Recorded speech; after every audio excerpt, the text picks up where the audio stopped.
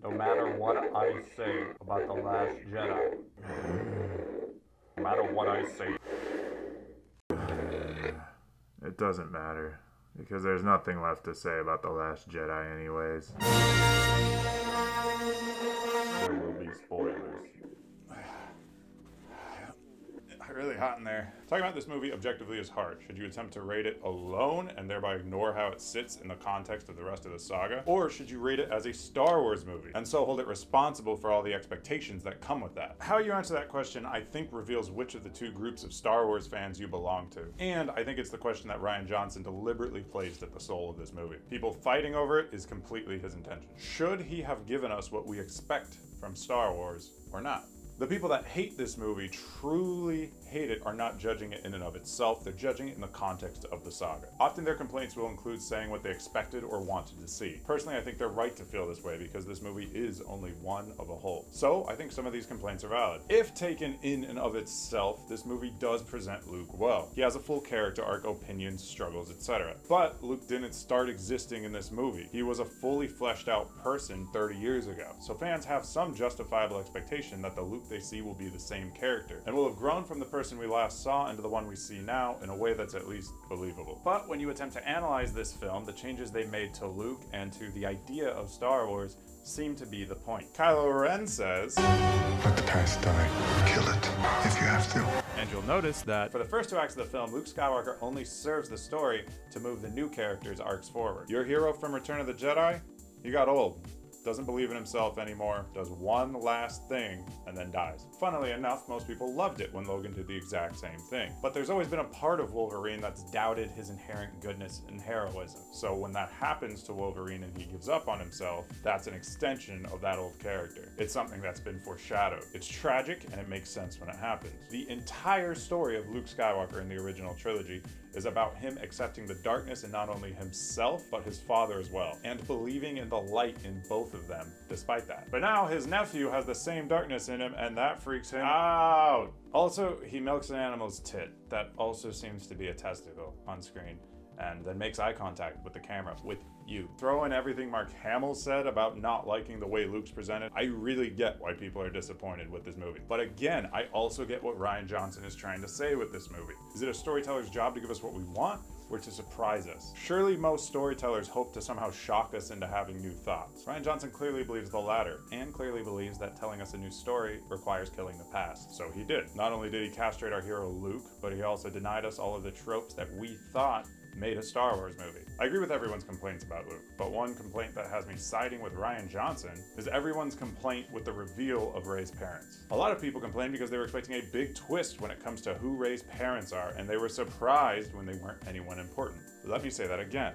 People wanted a twist, but they were surprised. My first complaint with this complaint should be obvious.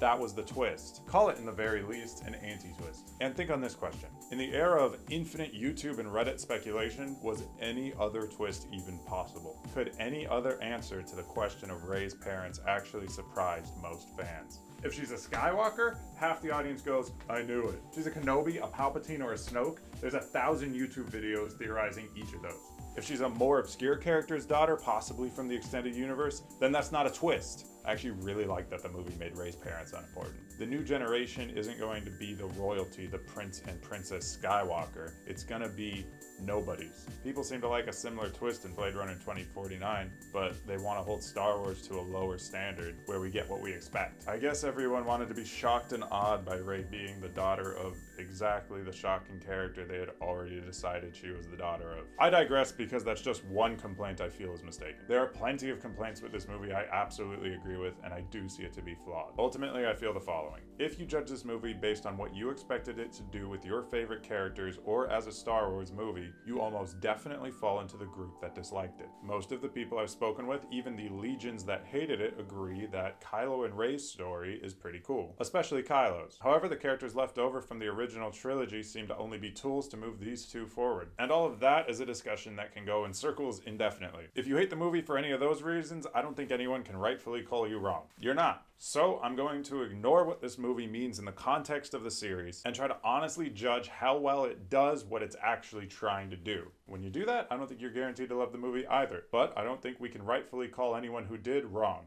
either.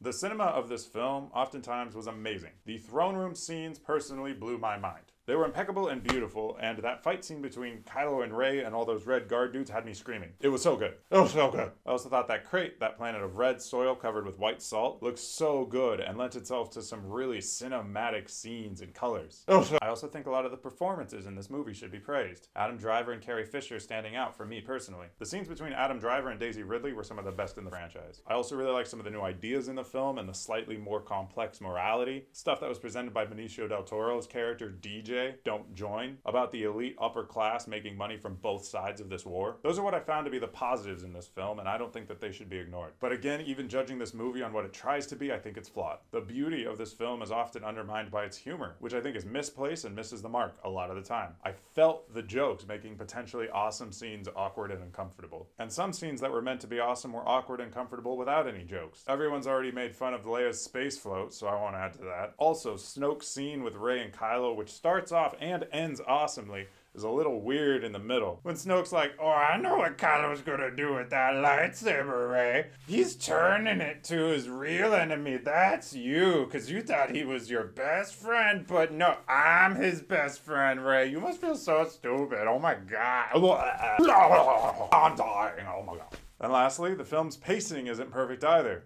I got a little bored. The biggest shock in the film for me was that I got a little bored. In a new Star Wars movie, I felt a little bit bored. So ultimately, I get what The Last Jedi is trying to say about audience expectation and how it shouldn't be allowed to shape a story, but it doesn't pull it off perfectly. I'm not gonna rate how much I like this movie because I am a Star Wars fan, and it's impossible for me not to have feelings about how it relates to the rest of the saga. But as a film fan and rating it how it stands alone, no matter what, it's got annoying moments. I did enjoy myself in the theater. I was given a decent cinematic experience, but now we've got another so-so Star Wars movie. If you take my opinion, which you shouldn't. No one's opinion on this movie should really determine whether or not you'll see it. If you're a Star Wars fan, you've already seen it, and you'll probably see it again someday. If you're not a Star Wars fan, you probably didn't click on this video. It is what it is. We just have to accept the fact that at its heart, Star Wars is still a little silly. Dumb Ewok teddy bears killed deadly stormtroopers with rocks in the original trilogy, and it's always been space wizards with laser swords. Star Wars is silly, but sometimes it's magnificent. Great movies with dumb moments and dumb movies with great moments. That's this franchise that we're all going to keep loving until we die. The Last Jedi is another one. We're just not sure which yet.